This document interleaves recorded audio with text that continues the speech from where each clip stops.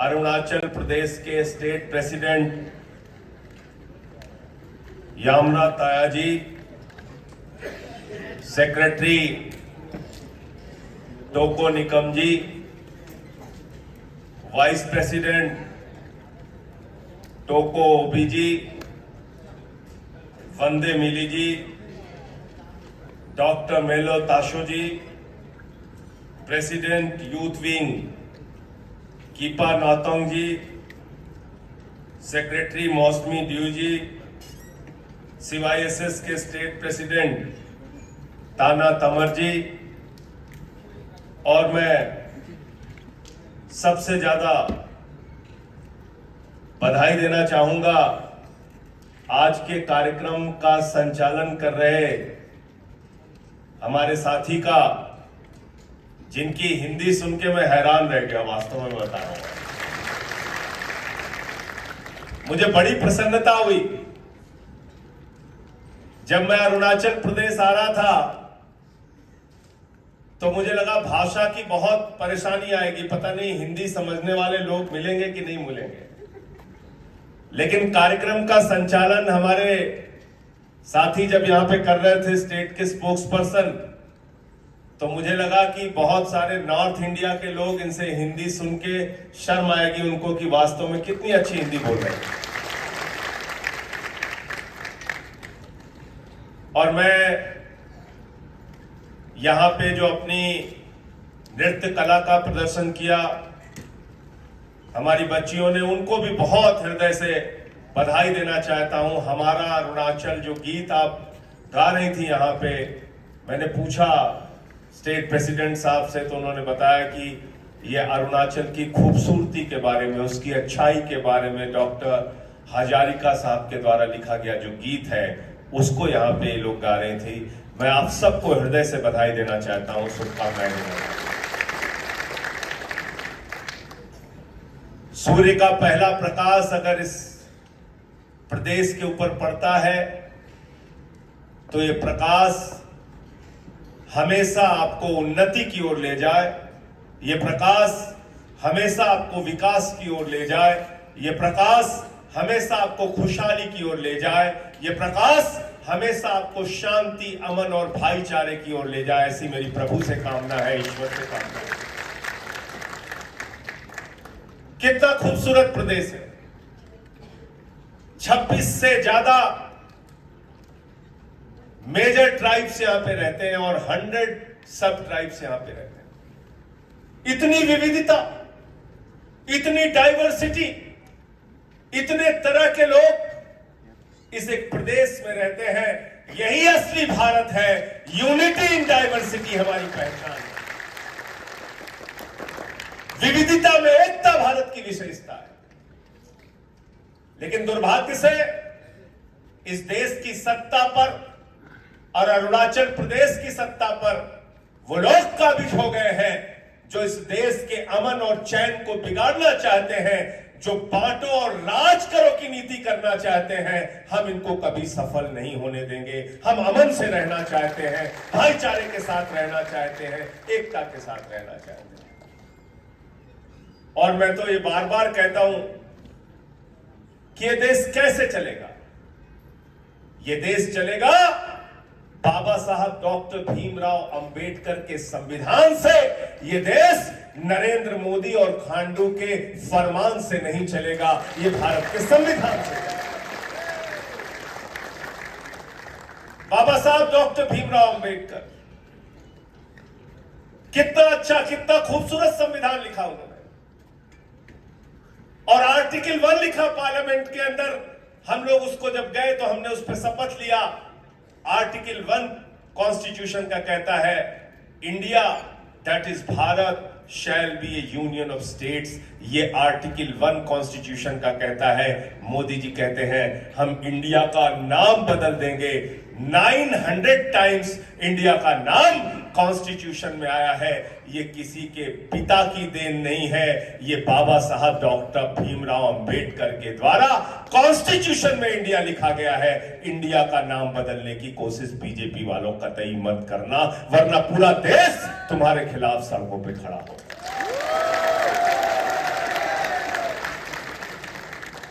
India के नाम पे अलायंस बन गया तो कह रहे हैं इंडिया का नाम बदल देंगे। कल को भारत के नाम पे अलायंस बन जाएगा, कहेंगे भारत का नाम बदल देंगे। हिंदुस्तान के नाम पे अलायंस बनेगा, कहेंगे हिंदुस्तान का नाम बदल देंगे। अरे इस देश की खूबसूरती को पहचानो। हम इस देश को इंडिया भी कहेंगे, भारत भी कहेंगे, हिंदुस्तान भी कहेंगे, क्योंकि कश्मीर से लेकर कन्याकुमारी तक भारत एक है, इंडिया एक है, हिंदुस्तान एक है। इसको बांटने की कोशिश कभी मत करो।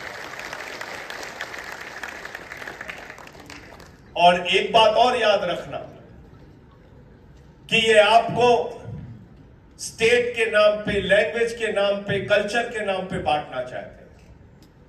और हम अपने कल्चर के हिसाब से, अपने रिलीजन के हिसाब से, अपने स्टेट के हिसाब से, अपनी डाइवर्सिटी के हिसाब से जीना चाहते हैं और मिलकर रहना चाहते हैं। अगर 100 से ज्यादा सब ट्राइब और 26 से ज्यादा ट्राइब्स यहां पर एक साथ मिलकर रह सकते हैं, तो नरेंद्र मोदी जी बताओ 140 करोड़ लोग, वो चाहे हिंदू हो, चाहे मुसलमान हो, वो चाहे सिख हो, वो चाहे ईसाई हो, वो चाहे बौद्ध हो, 140 करोड़ लोग हिंदुस्तान के एक साथ मिलकर क्यों नहीं रह सकते? आओ अरुणाचल प्रदेश के लोगों से ये बात सीखो और पूरे देश में इसको बताओ।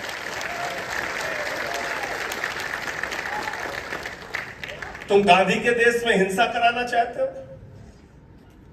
तुम बापू के देश में गोडसे की विचारधारा को फैलाना चाहते हो?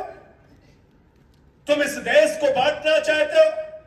क्या हो रहा है पिछले 5 महीने से? हमें मणिपुर के अंदर, मणिपुर चल रहा है, घरों की आगजनी हो रही है, धार्मिक स्थलों को जलाया जा रहा है, लोगों की हत्याएं की जा रही हैं, महिलाओं को निवस्त्र करके टहलाया जा रहा है, उनके साथ गैंग रेप किया जा रहा है।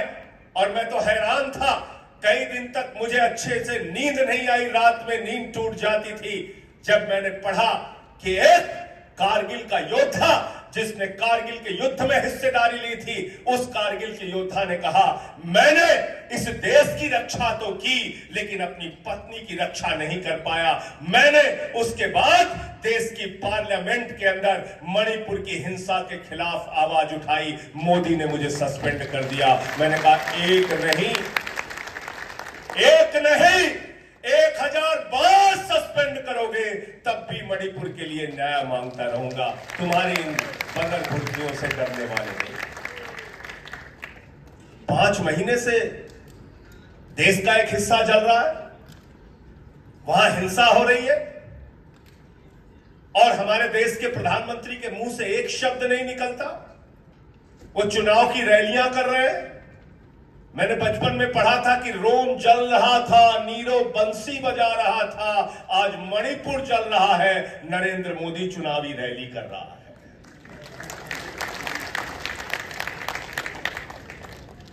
गलत तो नहीं कह रहा हूं? गलत तो नहीं कह रहा हूं?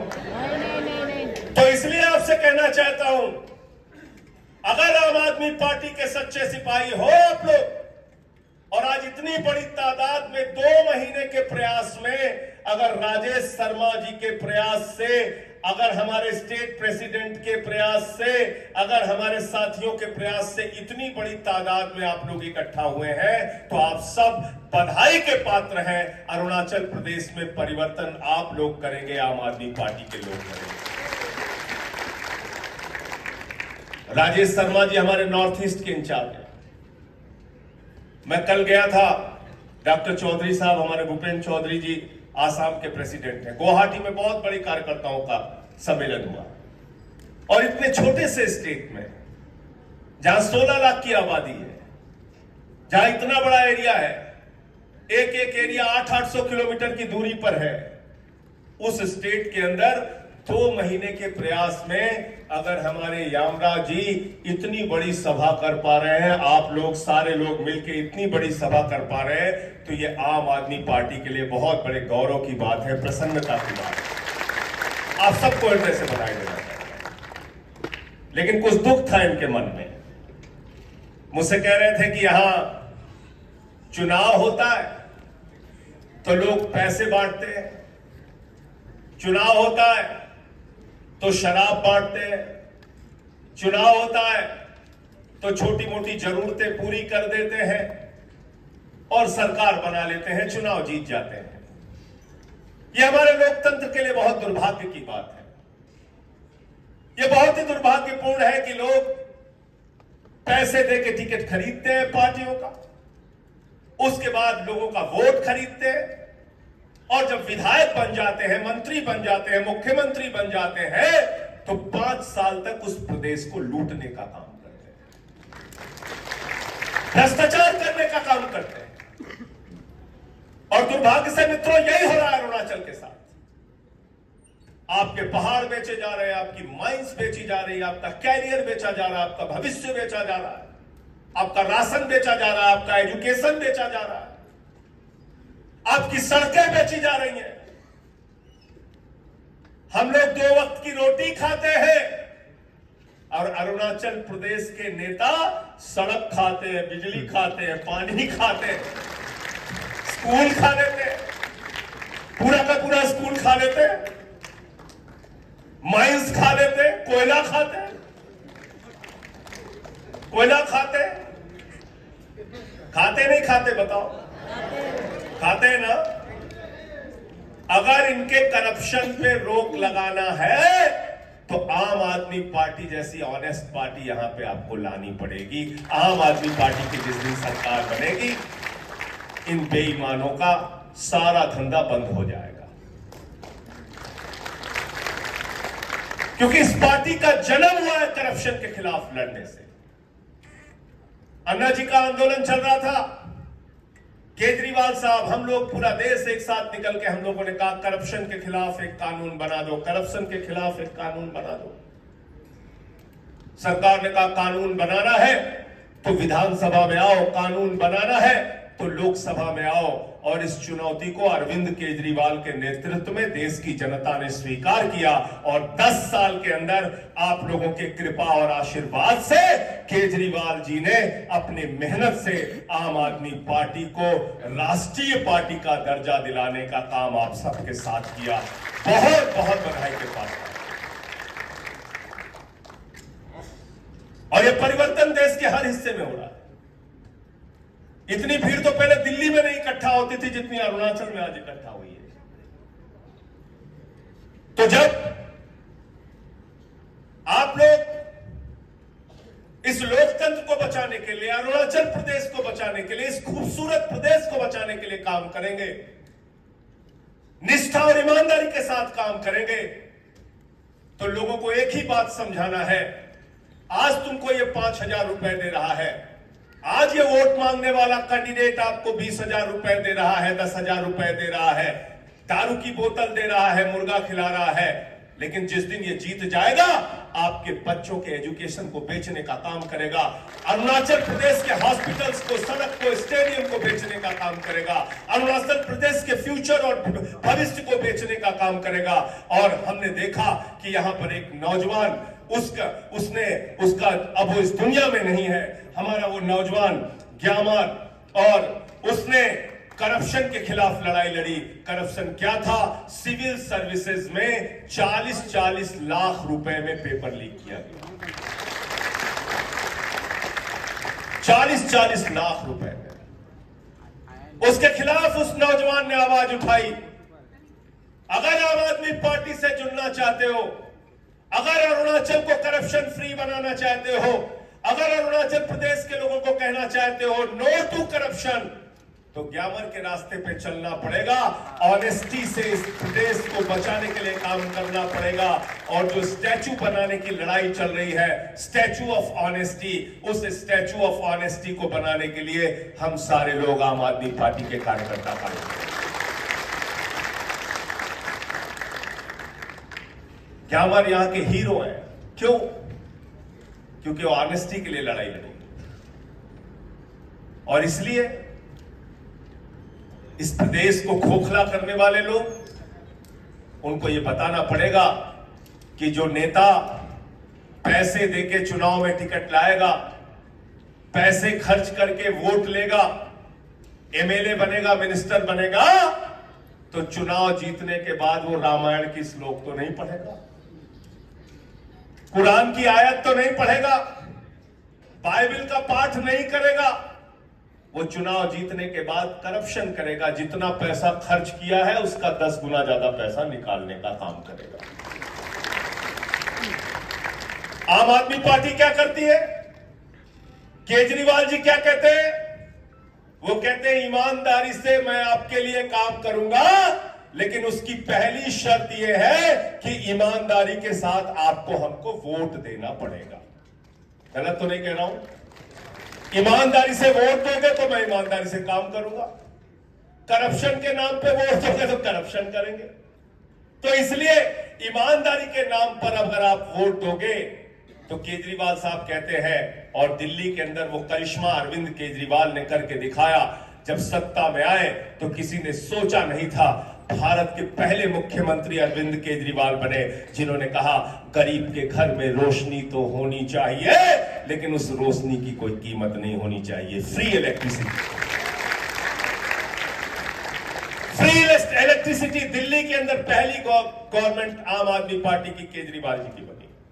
और जो हमारे अरुणाचल के साथी दिल्ली में पढ़ाई करते होंगे, रहते होंगे, उनका जीरो बिजली का बिल आता होगा, पूछ लेना। आता नहीं आता जीरो बिजली का बिल? पूछ लेना। जो साथी आपके दिल्ली में होंगे उनसे पूछ लेना।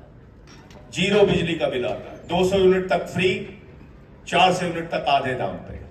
अरुणाचल प्रदेश जहां पे बिजली जरूरत से ज्यादा पैदा होती है, जिस प्रदेश से दूसरे राज्य को बिजली दी जाती है, जिस प्रदेश से दूसरे देश को बिजली दी जा सकती है, उस प्रदेश में 9 रुपए 50 पैसे यूनिट बिजली मिल रही है। और दिल्ली के अंदर जीरो में बिजली का बिल आता है, फ्री बिजली मिल रही है। ये सिर्फ और सिर्फ करप्शन की वजह से है, करप्शन की वजह से। आम आदमी पार्टी की अरुणाचल में सरकार बनी तो 5,000 रुपए हर महीने आपका बिजली का बिल बचेगा। बचेगा कि नहीं बचेगा? बताओ, बचेगा कि नहीं बचेगा? आ जाते हैं एजुकेशन पे। दिल्ली में एजुकेशन फ्री किया केजरीवाल जी ने। जब मुख्यमंत्री बने, मनीष सिसोदिया जी के साथ जाते थे सरकारी स्कूलों को देखने के लिए, मकड़ी के जाले लगे रहते थे, छोटे छोटे बच्चे टाट पट्टी पर बैठ के पढ़ते थे। ये हमारा जितना बच्चा, ये तारा अभी जो आया था, ये हम सबके आंखों का तारा, ये बच्चा, ऐसे बच्चे वहां टाट पट्टी पर बैठ के पढ़ते थे। बच्चियों के लिए टॉयलेट का इंतजाम नहीं था सरकारी स्कूलों में। आज उन्हीं सरकारी स्कूलों में जहां मकड़ी के जाले लगे रहते थे, अरविंद केजरीवाल और मनीष सिसोदिया ने बच्चों की पढ़ाई के लिए एयर कंडीशन कमरे बनाए, एथलीट के ग्राउंड बनाए, हॉकी के ग्राउंड बनाए, स्विमिंग पूल का निर्माण किया और कहा जहां अमीर का बच्चा पढ़ेगा वहां गरीब का बच्चा पढ़ेगा। और आज सरकारी स्कूलों में एडमिशन के लिए पैरवी होती है, होड़ लगी रहती है।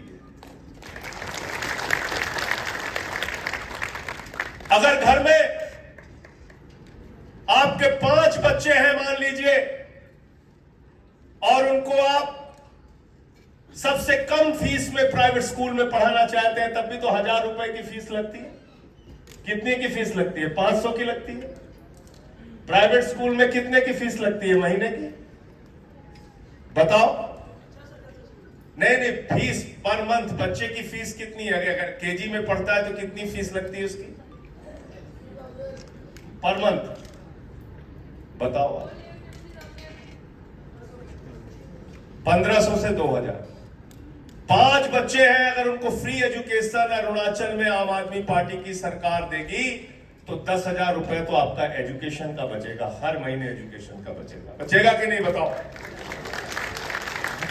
हमने मोहल्ला क्लिनिक बनाया जहां पे दवाएं फ्री मिलती हैं, इलाज फ्री होता है, अल्ट्रासाउंड फ्री होता है, 200 तरह की जांच फ्री होती है। फरिश्ते स्कीम दिल्ली के अंदर लागू की। और केजरीवाल जी ने कहा रास्ते में कोई एक्सीडेंटल केस मिल जाए तो उसको छोड़ के भागना नहीं, गाड़ी पे बिठाना, हॉस्पिटल में पहुंचाने का भी 2,000 रुपए आपको देंगे। और इलाज में अगर 50 लाख रुपए भी खर्च होता है तो दिल्ली की केजरीवाल सरकार देती है। ये हमारी हेल्थ स्कीम।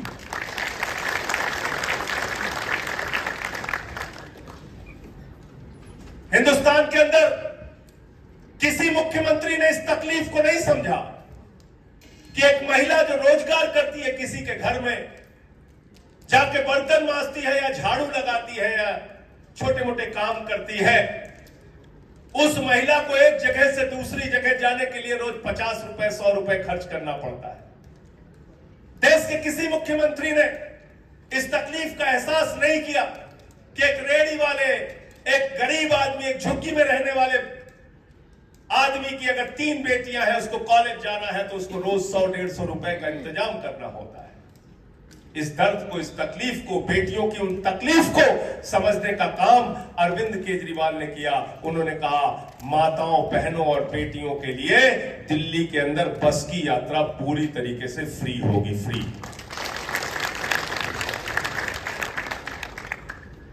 2-3 हजार रुपए इसका बसता है। इसके अलावा बुजुर्गों के लिए तीर्थ यात्रा, बिजली फ्री, पानी फ्री, शिक्षा फ्री, माताओं बहनों के लिए बस की यात्रा फ्री, बुजुर्गों के लिए तीर्थ यात्रा फ्री। भाजपा वाले परेशान हो गए, कहते ये तो केजरीवाल सब कुछ free free free free free free free सब दे रहा।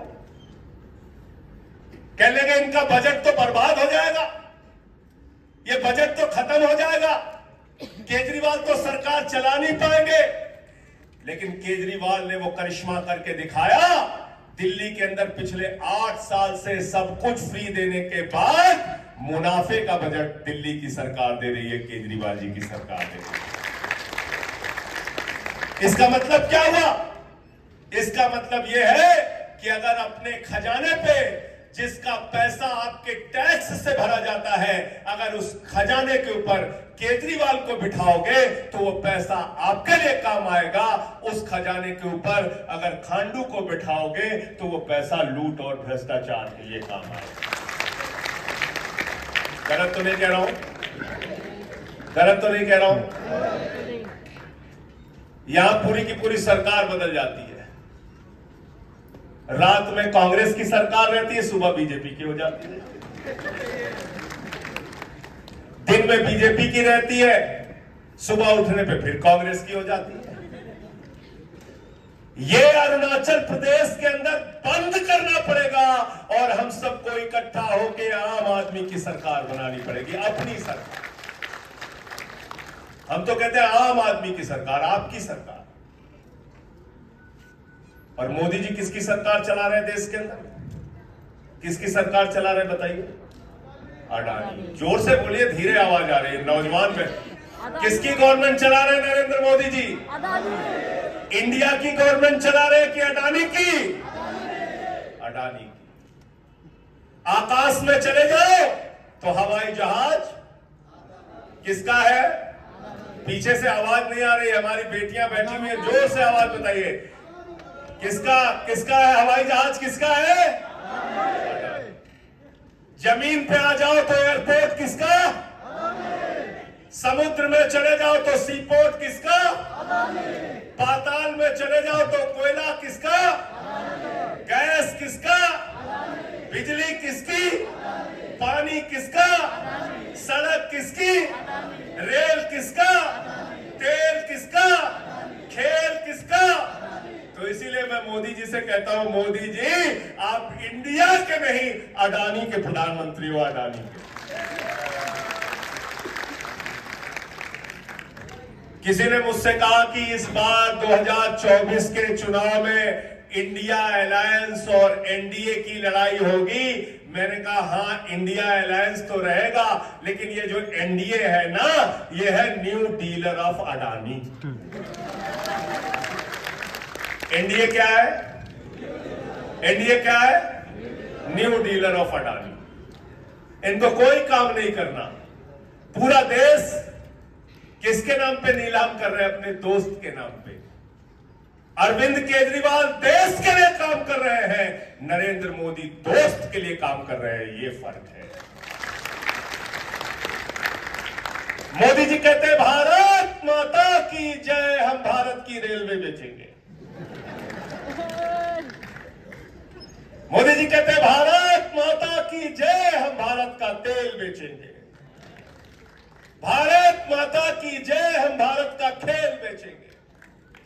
भारत भारत माता की जय, हम भारत की सेल बेचेंगे। और केजरीवाल जी कहते हैं भारत माता की जय, हम आपके बच्चों के लिए स्कूल बनाएंगे, बिजली फ्री देंगे, पानी फ्री देंगे, शिक्षा फ्री देंगे, एजुकेशन फ्री देंगे, तरक्की पर लेकर जाएंगे। ये बुनियादी भारत माता की जय लगाकर भारत को बेचने वाले लोगों से आपको सावधान रहना पड़ेगा। भारत माता की जय लगाकर जो लोग आपको इस देश को तरक्की के रास्ते पे ले जाना चाहते हैं, उनके साथ आपको जुड़ना पड़ेगा, उनके साथ, आम आदमी के साथ आपको जुड़ना पड़ेगा। इसलिए आपको मेहनत करना होगा। ये पैसे के लेन देन पर जो वोट पड़ता है, इसको आपको कहना पड़ेगा। अरुणाचल के लोगों, आपको घर घर जाके बताना पड़ेगा, केजरीवाल का मॉडल यहां चाहते हो, फ्री एजुकेशन, फ्री बिजली, फ्री पानी, ये मॉडल यहां पर चाहते हो, तो चुनाव में कोई भी आपको पैसा देने के लिए आए, उसको अपने घर से भगा देना, कह देना वोट ईमानदारी के नाम। ऑनेस्टी से वोट और ऑनेस्टी से काम। वोट ऑनेस्टी का, काम ऑनेस्टी का। यही हमारी सच्ची श्रद्धांजलि अपने उस नौजवान को होगी जिसकी स्टैचू ऑफ ऑनेस्टी हम लगाना चाहते हैं ग्यामर के लिए। सच्ची श्रद्धांजलि हमारे दिल से यही प्रकट होगा कि हम अरुणाचल को करप्शन से निकालें, करप्शन से बाहर करें। आज साथियों और दोस्तों, आम आदमी पार्टी का सफर इतना आसान नहीं था।